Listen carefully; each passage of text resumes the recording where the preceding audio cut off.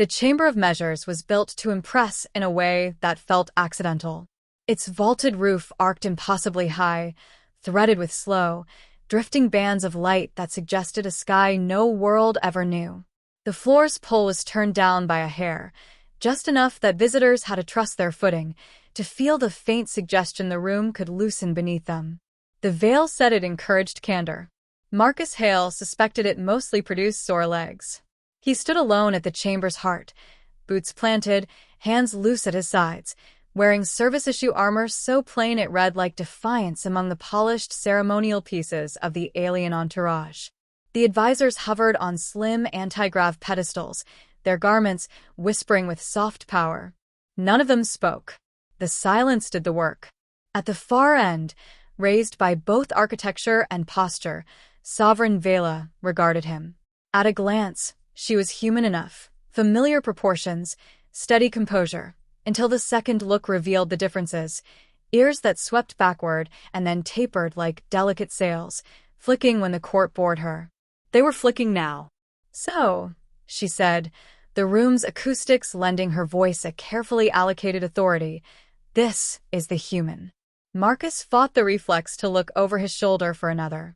He'd learned early that sarcasm with alien sovereigns was hazardous unless the alien started it. He bowed the practiced fraction that signaled respect without submission. "Marcus Hale," he offered. "Infantry. Candidate for liaison." A ripple of dry amusement skimmed the advisors' faces. "A candidate," Vela repeated, a soft note of skepticism. "A title for one who has crossed 3 systems and outlived more conflicts than many here have had debates." "You measure contribution," Marcus said. "Humans do too. We argue about how to count it." A scattering of polite chuckles traveled the benches like small mechanical alerts. Vela's ears flattened, then lifted. Interest, not disdain. "And what is your contribution?" she asked, folding the question into a trap that glittered like a jewel. Marcus recognized it like the sound of incoming fire, a thing you duck from instinctively. He answered anyway.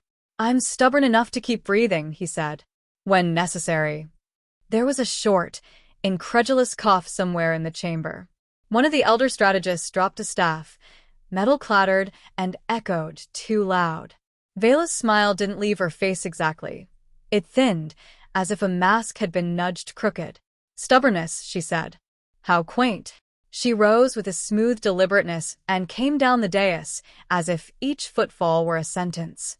The light bands above slackened their drift, as if the building itself tuned in.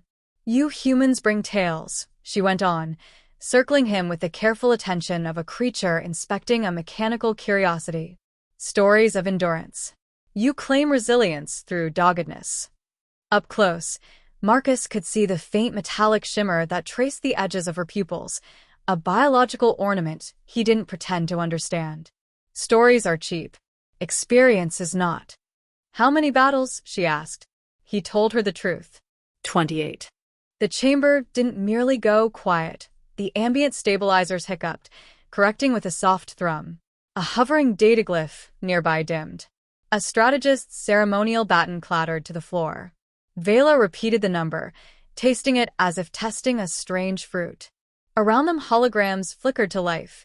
Campaign arcs, casualty overlays, probability matrices. Her most celebrated general's record blinked up, capped at a dozen confirmed engagements. The comparison was loud despite the whispers. Marcus began, then gave up on managed speech. "Depends on how you define battle," he added. That elicited a ripple of conversation. Vela's expression shifted, curiosity nudging aside disdain. "You are frank," she observed. "It keeps people guessing," Marcus said. The queen laughed once, short, clean, and it cut through the tension like a blade through cloth. "You insult my court with arithmetic," she said, then, softer, "and yet you amuse." "You asked," he said. "I answered." She circled him an instant more, then made a decision. "You will stay," she declared, voice folding outward like the chamber itself exhaling. "You will explain how one survives 28 battles without learning to keep quiet." Marcus managed a tired smile. "I usually learn that the hard way, your radiance." The corridors away from the main dais smelled faintly of ionized air and hot metal. They escorted him into a side chamber designed without chairs. The Veil preferred to stand as if physical ease dulled thought. Holographic panels bloomed into a ring around him, named campaigns spinning past in alien script with delayed human translations. A thin beam traced his outline, paused at his shoulder, then moved on as if reluctantly convinced he was singular. Waiting had become a weapon in itself. Marcus had learned to use it. Vela entered without announcement, and the room bent to her presence. Sound damped, light softened, gravity nudged toward normal. Her ears were relaxed. Her irritation had receded into something like calculation. "My counsel believes your claim is exaggerated," she said. "That seems reasonable," he replied. Vela blinked. That was not the answer she'd expected. If someone told me 28, I'd think they rounded up. Or lied. Marcus shrugged. "I round down." A panel stuttered in sympathy. The Veil systems began a thorough verification. Images resolved, a shattered moon ripped by barrages, low-grav soldiers moving with desperate grace, cracks minor. A jungle world under twin suns where acid buckled armor. A collapsing orbital ring. A city clinging to a gas giant's upper atmosphere. Marcus supplied details the recordings couldn't. Mistakes, small acts of mercy, the moments that don't survive official logs. He took questions without ceremony and admitted fear without drama. He joked even when it felt wrong. One projection showed his arm torn aside in an explosion. "You lost an arm," an advisor noted. "Briefly," Marcus said. "Field regrowth. Not comfortable. Don't recommend." The scarred general, broad-shouldered, ears notched by old wounds, tensed. Marcus's lightness unsettled him. "You speak of death like it's minor," the general said. "They happened heavily," Marcus replied. "I tell them lightly, so they don't sit on my chest." The verification finished. The data hung there, consistent, stubborn, inconvenient. The council's posture thinned from certainty to something more watchful. Vela descended and stopped a few paces from him. "You have more combat experience than any officer under my command," she acknowledged. "And yet you do not stride like a conqueror." "Conquerors attract follow-ups," Marcus answered. A small burst of amusement slid from the council.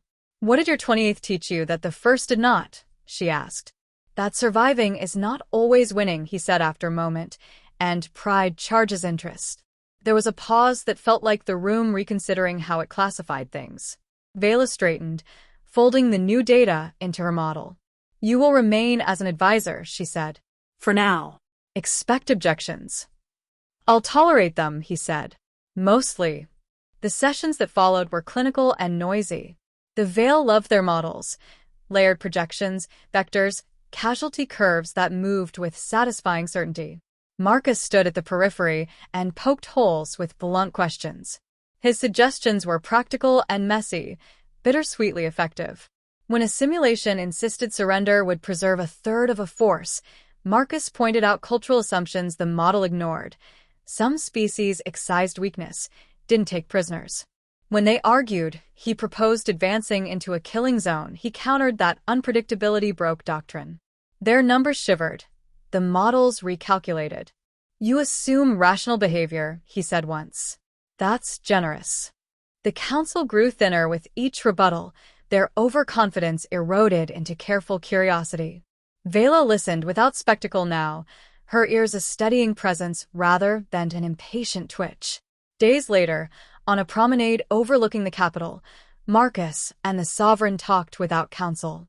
Below, Biolum transit lines threaded through the city like veins. The gardens where they met were not meant for politics. That was why she had chosen them. Platforms hovered on hidden fields. Plants glowed as if echoing the stars embedded above. "You enjoy unsettling my counsel," Vela observed. "I tolerate it," he corrected. "I don't like to flatter. It makes people predictable." "You deflect with jokes," she noted. "When I'm nervous," he admitted. They shared a small laugh. It was the kind of human thing that had a tangible effect. The sovereign's ears lowered, not in scorn but in thought. "You came here underestimated," Vela said after a while. "You leave having shifted a few assumptions." Not through force, but through refusal to be what we expected. I was trying to keep people alive, Marcus said, not change a culture. Yet you did, she replied, looking out across the city. We thought strength announced itself loudly. You showed us it could be quiet, stubborn, adaptable.